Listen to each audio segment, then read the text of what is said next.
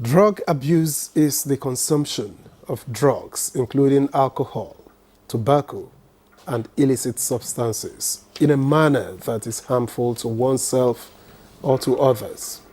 Globally, drug use prevalence is put at around 55%, and in Nigeria it is 14.4%, which means approximately 3 times the global average. Also, Nigeria's drug use prevalence among youths is 27.7%. And the common drugs are abused in Nigeria are cannabis, opioids, including cough syrups, and codeine. And this has made drug abuse-related deaths in Nigeria alarmingly high, with a significant increase in drug-related violence and crimes. Weekly, the National Drug Law Enforcement Agency (NDLEA) gives a highlight of their seizure, and it will surprise you that people go very far and take risk to get involved in illicit trafficking and drug abuse. And on Tuesday, the 18th of this month, it was shocking and revealing when operatives of the agency raided and bust a snake-guarded shrine in Ego, Benin City, Edo State, used to store drugs. At least 2 ladies were arrested during the intelligence-led operation after the big black snake guarding the shrine was demobilized. Different quantities of illicit substances such as methamphetamine, loud, Colorado, and Arizona, all strong strains of cannabis with a total weight of 8.743 kilograms, were pulled out from the deep hole dug in the wall of the shrine building. In the same week, NDLEA officers in Lagos intercepted a carefully packaged consignment of 8.2 kilograms of methamphetamine at a motor park in Mazamaza or Jaw area of the state. The highly addictive illicit substance, also called ice or crystal meth, was packed in imported Dunkin' Turtle Love chocolate wraps and then concealed in the casing of 3 loudspeakers. At an event on Wednesday, 26 June, which was International Day of Drug Abuse and Illicit Trafficking, the chairman of the NDLEA, Brigadier General Mohammed Buba Marwa, retired, revealed that the agency in the last 3 years has destroyed 1,057 hectares of cannabis farms in Nigeria. What is Nigeria's collaboration in global efforts to curtail illicit drugs? Well, that is begging for answer, the question begging for answer. A silent epidemic that's ravaging our communities, that is destroying lives and threatening the very fabric of our society, the menace of drug abuse in Nigeria. From the streets of Lagos to the villages of Kano, drug abuse has become a national crisis, affecting millions of young people, families, and communities. The statistics are staggering, like we earlier mentioned, and with Nigeria ranking among the highest in drug use worldwide. The consequences are dire, leading to addiction, mental health issues, crime, and even death. Join us as we delve into the world of drug abuse in Nigeria, exploring the causes, the role of trafficking and cartels, the impact on public health and safety, and the efforts of law enforcement agency, as well as healthcare professionals and community leaders to combat this scourge. Well, we will hear from experts that will examine the strategies and solutions needed to address this growing menace. It's a critical conversation for the future of our nation's health, security, and prosperity.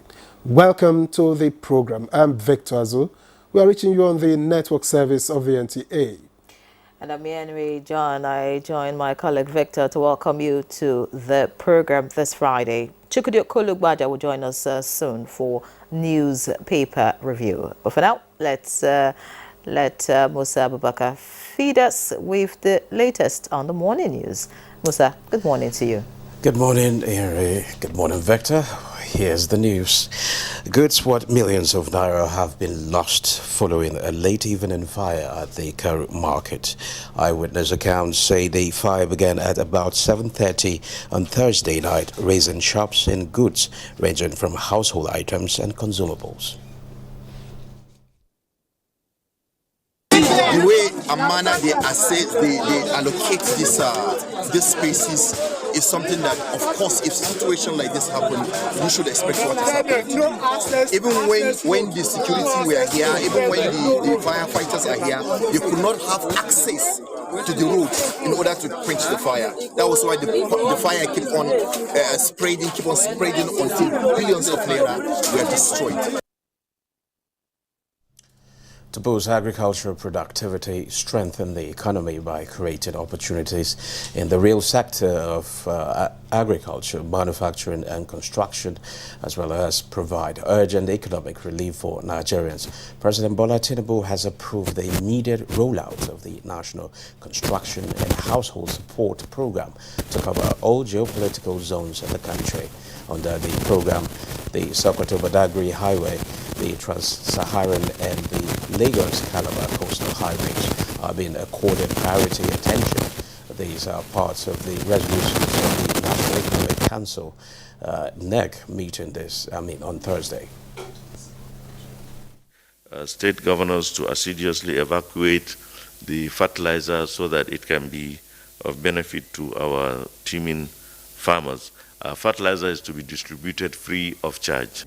And in addition to that, we're looking at ways of essentially improving the mechanism by which payments are made so that they can be made quicker.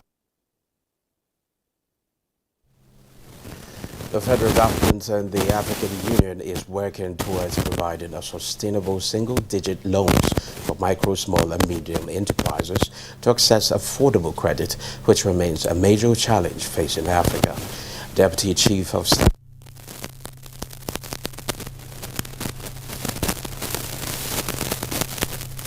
organized by the federal government and African Union. Outside this continent this year. These facts provide us with the evidence that if MSMEs prosper, Nigeria prospers, and we can say the same about Africa and indeed the entire world.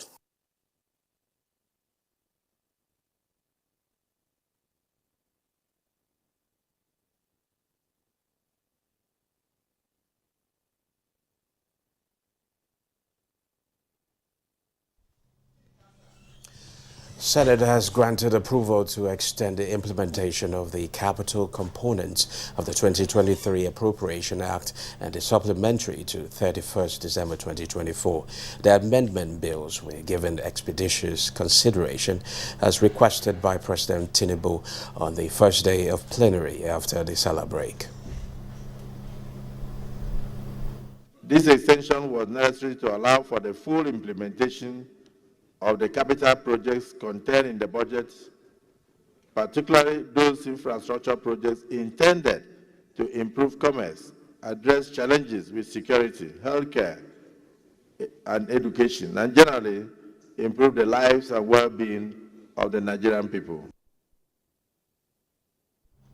The House of Representatives has considered and passed two bills from President Bola Tinubu to extend implementation of the 2023 budget and the 2023 supplementary budget to 31st December 2024.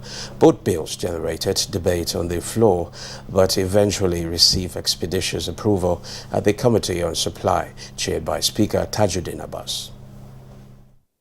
To extend implementation of the Appropriation Act 2023 and the Supplementary Appropriation Act 2023 to 31st December 2024. This is to make life easy for everyone to complete the project because we don't want abandoned projects.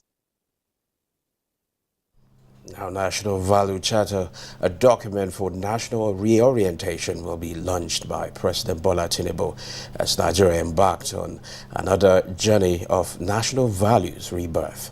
The Minister of Information and National Orientation, Mohammed Idris, disclosed this as panelists at the NIPR Diamond Anniversary Colloquium in Abuja. One of the first things that you should do is to ensure that whatever you are saying, you are telling people the truth and nothing but the truth. That is why whatever I know that I don't have any information about something, I dare not speak. It is better that I keep my mouth shut than to reproduce ignorance. Those are the highlights of the news at this time. Good Morning Nigeria continues with Victor and Ehiri after the commercial break. Please don't go away.